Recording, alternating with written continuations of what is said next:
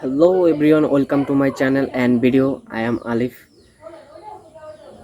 আজকে আপনাদের জন্য সুসংবাদ আনতে পারিনি, দুঃসংবাদে নিয়ে আসলাম।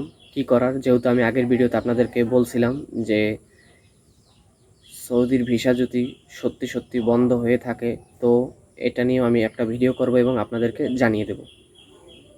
সেজন্যই আজকে আমি এই ভিডিও করার কারণ এবং আপনাদেরকে জানিয়ে দিব বলে এসেছি।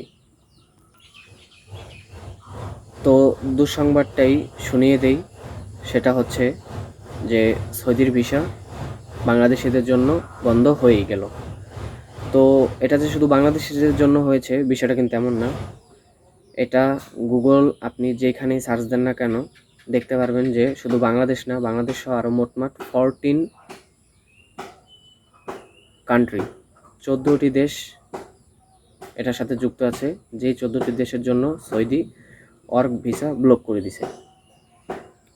তো এটা হইতে পারে যে এখন হজের মৌসুম, এরকম একটা কোনো কারণেই, যেহেতু এখন একটু মানুষ হজে যাবে এই জন্য ওয়ার্ক পারমিটগুলো সব বন্ধ করে দিছে, এখন কাজের জন্য লোক নিবে না। তো আমি আবার শুনতেও পেলাম যে জুন মাসের 29 তারিখ থেকে নাকি আবারও ভিসা চালু করতে পারে। তো যদি চালু করে থাকে তো সেটা নিয়ে আমি আপনাদের সাথে আবার আরেকটি ভিডিও করব এবং আপনাদেরকে আমি জানিয়ে দেব। তো ভিসা বন্ধ হয়ে গেছে এজন্য সবাই ধৈর্যহারা হয়ে যাবেন না। তো এই ভিসা যেহেতু বন্ধ করছে তো অবশ্যই খুলবে। যেমন আমি তো বলছিলাম একটু আগে যে জুন মাসের 29 তারিখ পর্যন্ত সবাই দেখেন কি হয়, তারপরে আমি আপনাদেরকে বলে দেব।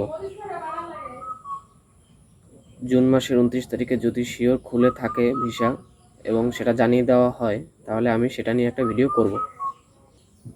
আপনাদেরকে তো আরও একটা কথা বলতে মনেই নেই, এই যে সৌদি এত বড় বড় একটা কাজ ঘটাইয়া ফেলছে, কিন্তু তারা কোনো নিউজে, কোনো মানব রাষ্ট্র মন্ত্রণালয় এমন কোনো জায়গায় তারা নিউজ করেনি এবং কি জানাওনি যে তারা এই 14টা দেশের ভিসা বন্ধ করছে।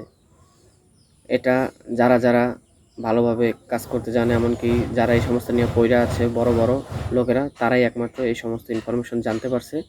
সেইখান থেকেই আমি শুই না, তারপর আপনাদেরকে জানাচ্ছি।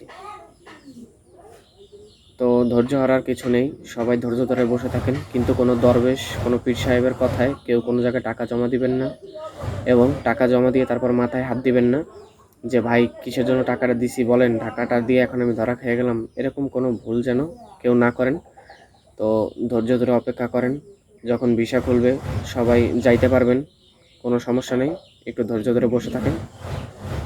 তো আজকে এই পর্যন্তই, আবার বাকি কথা পরে বলবো। অপেক্ষা করেন 29 তারিখ পর্যন্ত, দেখা যাক কি হয়। তো bye bye everyone, like this channel Alif one way and comment. অবশ্যই আমার চ্যানেলটিকে সাবস্ক্রাইব করবেন।